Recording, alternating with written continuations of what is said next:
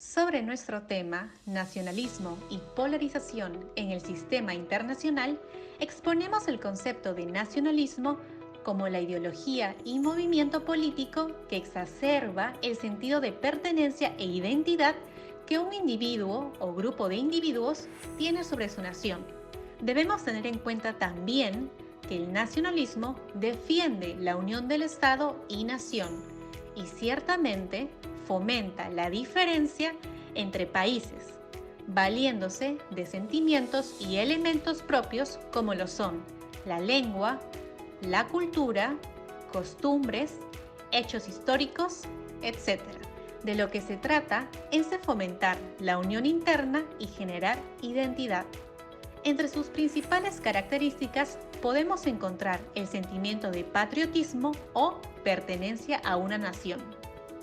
Los ciudadanos se logran sentir parte de su país gracias, en cierta medida, al desarrollo de diversos símbolos como su propia bandera o la celebración de fiestas tradicionales. El tema de nacionalismo y polarización en el sistema internacional nos lleva a analizar y cuestionarnos si la ejecución de las políticas internacionales tiene un peso fundamental en la identidad nacional y si ésta aporta a enriquecer la misma. Por otro lado, la polarización en el ámbito internacional es cuando las ideas, conceptos o ideologías se encuentran dentro del marco de la sociedad que integra o una comunidad en particular. En el ámbito del sistema internacional, este se encuentra manejado por grandes potencias o grandes estados, los cuales en el pasado se reconocerían como los países de Estados Unidos o la Unión Soviética, cuando éste existía. Aunque en la actualidad esto ha variado, ya que ahora se mantiene principalmente la capacidad de control sobre el sistema económico. Para profundizar más en el tema, vamos a darle pase a las dos entrevistas que tenemos para ustedes. De su concepto, si el nacionalismo define los movimientos políticos y busca forjar la identidad de los ciudadanos con el Estado, ¿el Perú podría considerarse con un nacionalismo estable actualmente? Nacionalismo lo que ha buscado desde sus inicios es fomentar una identidad cultural, lingüística, política propia de una región. Perú podría considerarse un nacionalismo estable.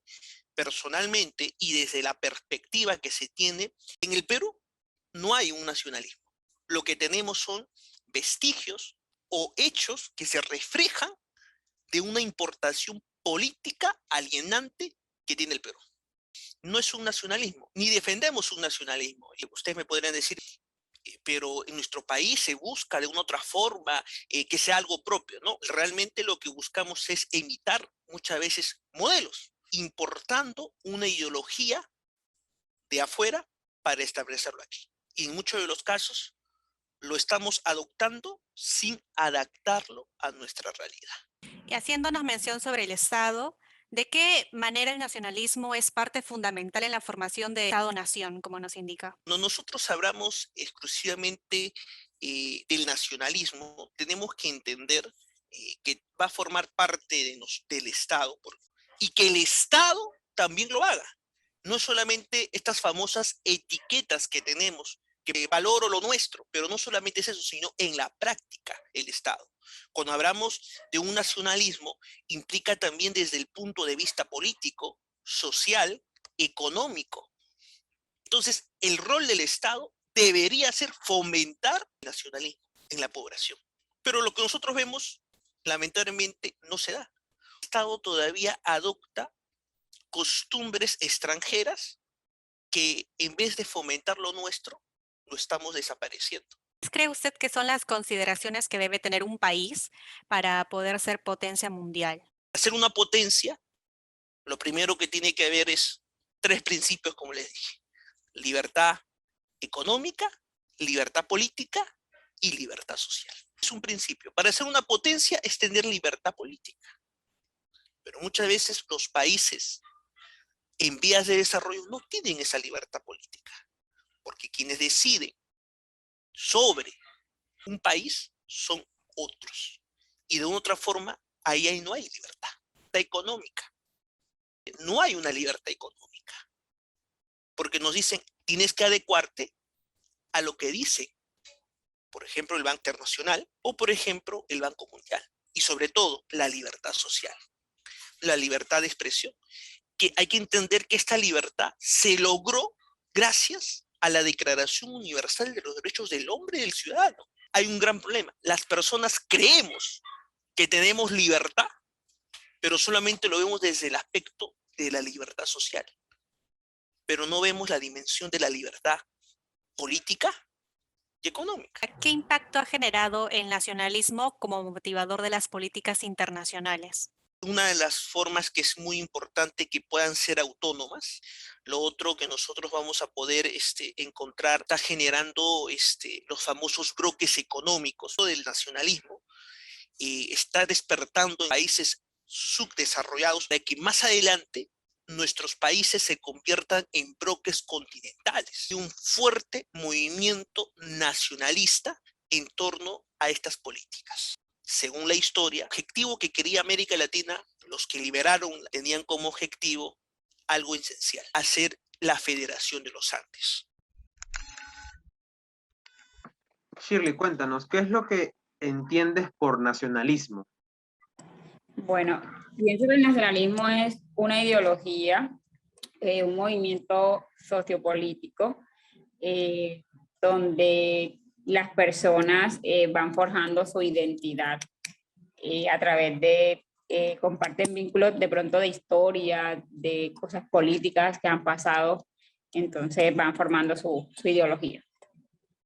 Bueno, según lo que me has respondido sobre lo que consideras que es el nacionalismo, ¿crees que es bueno o malo? Bueno, pienso que es bueno hasta cierta medida, mientras esto no haga que de pronto hayan guerras o que se destruyan entre sí las personas, los colombianos o los países, me parece bien. ¿Cuál consideras que son los rasgos más relevantes que conforman una nación? Los rasgos más relevantes pienso que son la religión, la cultura y la política. Y en cuanto respecto a Colombia, ¿cuáles consideras que son los que más la conforman?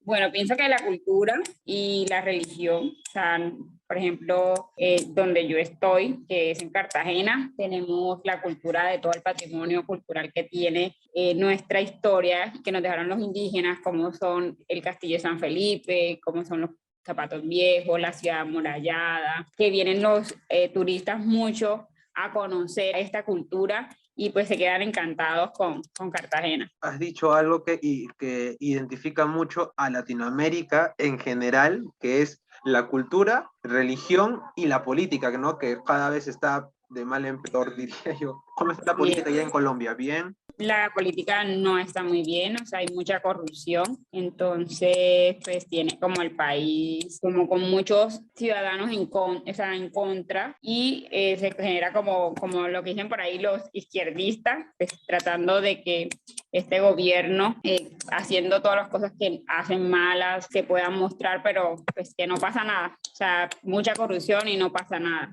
El nacionalismo en sí comprende muchos rasgos, pero en resumen es la relación entre los aspectos culturales, jurídicos y los políticos. ¿Consideras que Colombia en estos rasgos está equilibrada o no? Pues pienso que en la parte cultural y religiosa está muy estable, porque en cada ciudad se respeta mucho la cultura que tenemos, igual en lo religioso, pero en la política pienso que no está estable por la misma corrupción que hay, pues, que no llegan los recursos a las personas menos favorecidas porque hay mucho desempleo, entonces pues no está bien en la parte política y económica del país. No está muy bien. Estando en un mundo globalizado y teniendo la oportunidad de poder estar más interconectados y teniendo más información de otros lugares, ¿crees tú que aún está vigente con la misma fuerza el sentido de nacionalismo en tu país? Pues yo pienso que Colombia no es tan fuerte en lo del nacionalismo como en otros países.